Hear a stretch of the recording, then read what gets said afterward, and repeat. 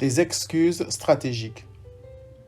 J'ai parlé de Bartimée dans un témoignage précédent dans lequel j'évoquais l'erreur que je commettais jadis en fixant les yeux sur Bartimée le receveur au lieu de glorifier Christ, le pourvoyeur. J'étais en ce moment-là dans la religion des œuvres, l'évangile de la grâce qui exalte Christ et non le pécheur me permet désormais de zoomer sur le personnage principal de toute la Bible, c'est-à-dire Christ. Dans le présent témoignage, je voudrais encore parler de l'histoire de Bartimée en me focalisant cette fois sur les obstacles que Satan sème sur le chemin du pécheur pour l'empêcher de venir à Christ. Satan fait des mains et des pieds pour empêcher le salut des âmes.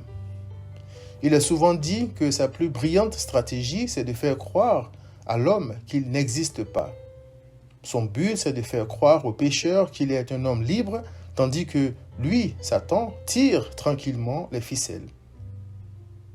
Il donne des excuses, des raisons aux âmes perdues pour les empêcher de venir à Christ et d'être sauvées. Celui qui rejette Christ croit être au contrôle de son destin, mais en réalité, c'est Satan qui se cache derrière ces excuses. Christ est venu mettre fin au mensonge de Satan. Lui seul peut stopper ce grand manipulateur. Nous avons dans cette histoire de Bartimée un exemple où Christ est intervenu pour sauver un pécheur. Voyons comment. Lorsque l'aveugle Bartimée a entendu que Jésus de Nazareth était dans les environs, il a vu sa liberté avec les yeux de la foi et s'est mis à crier.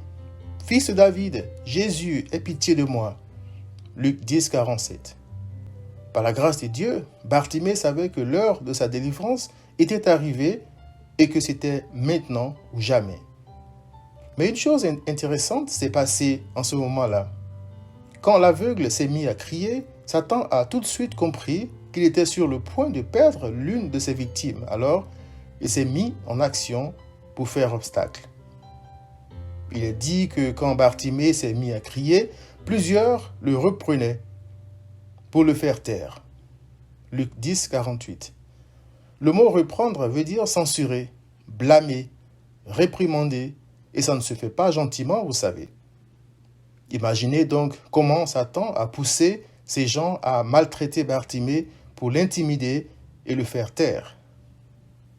Satan donne toujours un prétexte qui semble noble à ses victimes pour les amener à pécher.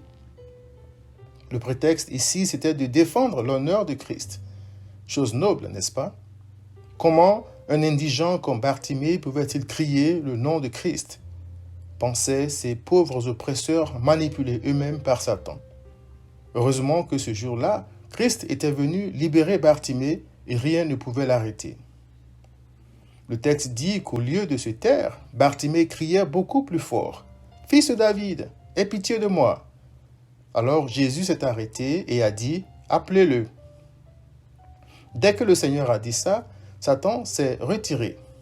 Il est écrit « Ils appelèrent l'aveugle en lui disant « Prends courage, lève-toi, il t'appelle. » Luc 10, 49. Ces mêmes personnes venaient de le réprimander et maintenant, ils lui demandaient de prendre courage. Dieu seul sait ce qui s'est passé dans l'invisible pour qu'un tel retournement de situation se produise.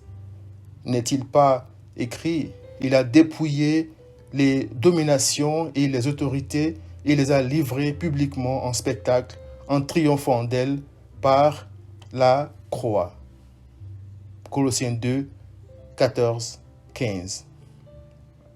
La suite, nous la connaissons. Bartimée a jeté son manteau et, se levant d'un bond, est venu vers Christ. Jésus, prenant la parole, lui a dit « Que veux-tu que je fasse pour toi ?»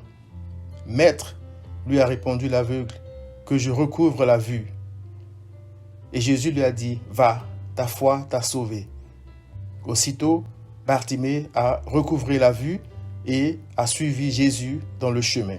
Luc 10, 50 à 52. Christ a ainsi libéré Bartimée malgré les tentatives d'intimidation de Satan. Qui, sur cette terre, peut nous délivrer de la ruse de Satan et de nos péchés? notre nature de péché lui donne un énorme pouvoir sur nous. Il faut un être plus puissant de notre côté pour le vaincre. Christ a dit qu'il est venu pour proclamer aux captifs la délivrance et aux aveugles le recouvrement de la vue, pour renvoyer libres les opprimés. Luc 4, 18. Cher ami, quelle stratégie Satan est-il en train d'utiliser pour te maintenir en captivité? Est-ce le péché, ton travail, tes amis, les difficultés de la vie, la pauvreté, la richesse?